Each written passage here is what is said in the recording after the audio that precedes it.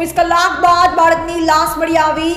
વડોદરાથી એનડીઆરએફની ટીમ સુરત બનાવ સ્થળે આવી પહોંચી। હવે સુરત મહાનગરપાલિકા, ફાયર વિભાગ અને એનડીઆરએફની સંયુક્ત ટીમ સાથે મળી બાળકની લાશ શોધી કાઢી છે।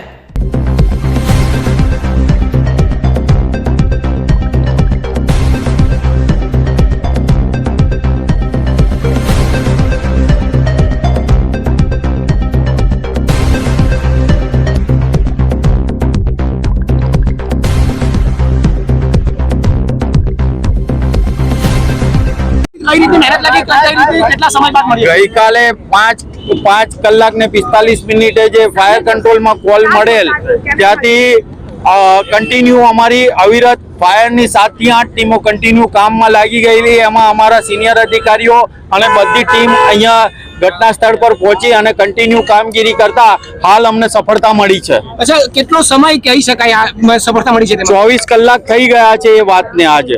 અચ્છા, અને કેટલી મહેનત લાગી અને ક્યાંથી મળ્યો છે આખરે? આ જ્યાંથી બાળક પડ્યો છે ત્યાંથી આપને વરિયાવ સુએજ પમ્પિંગ સ્ટેશન છે, એમાં જે મળ ભેગું થાય એમાં જે વેલ બનાવેલો છે વેલની અંદરથી એના સક્શન ઇનલેટ પાસેથી મળેલો છે। સાહેબ, એ આખો પ્રોસેસ કેટલો લાંબો અને કઈ રીતનો છે? અંદાજે 1 થી 1.5 કિલોમીટરનો એરિયા છે, જે આમ તો 700 થી 800 મીટર એ ઇન્ટરનલ જે સ્ટ્રોમ વોટરના ડ્રેનેજના મેઇન હોલ ઓપન કરી અને અમે આગળ ચેક કરાયું। પછી અમને લાગ્યું કે હવે આનાથી ડ્રેનેજનું વોટરની આપણે ડેપ્થ વધારે હોય ત્યાં અમે જેટિંગ મશીનનો પણ ઉપયોગ કર્યો ડ્રેનેજ વિભાગની।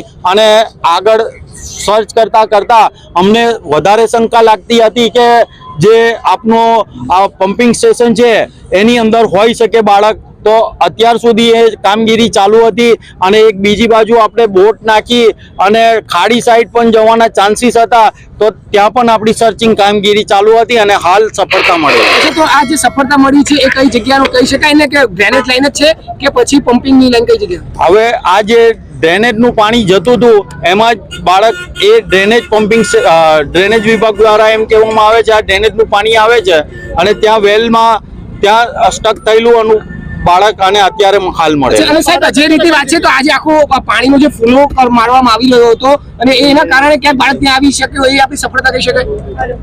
એ કહી શકાય કે આપણે જે અથાગ પ્રયત્ન કરેલા છે ગઈકાલથી અત્યાર સુધી એ બધા પ્રયત્ન આપણને એના થકી આજે સફળતા મળી છે। એવી એક વાત હતી કે બાળકને આપણે બને ત્યાં સુધી જીવતું લાવી શકીએ। આપનો પ્રયત્ન તો એવો જ હતો કે બાળક આપણને ઇમિડિયેટ મળી જાય। ગઈકાલથી અમારી એ જ મહેનત હતી અને અત્યાર સુધી અમે એ જ મહેનત કરતા હતા કે બાળક હમણાં ને હમણાં જ મળી જાય।